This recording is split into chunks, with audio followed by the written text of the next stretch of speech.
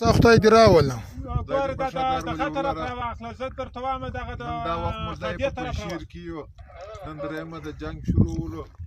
نو دغه علاقې مې ګرده د دښمنه سهار دیم تعرضونه وکړه موږ هم وکړله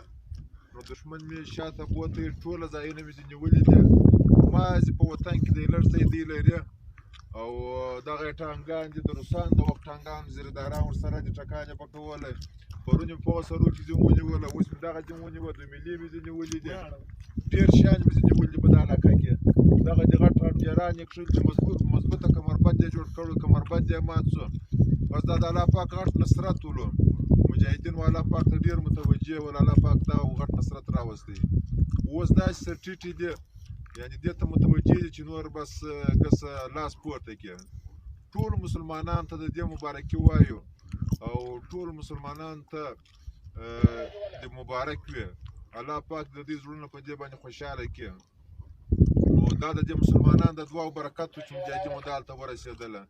یقیني مجاهدینو ډېرې ستړي وې قرباني یې ورکړه داسې کیفیت پر رالو چې ګسه په غرو کې درې ته ناست وله نو دا د الله پاک کومک و دا زموږ د سلاو د ډېر شي برکت نه و دا د الله پاک کومک و مولوي صاحب سعادت مولوي صاحب سار خو دې تعرض راوکړي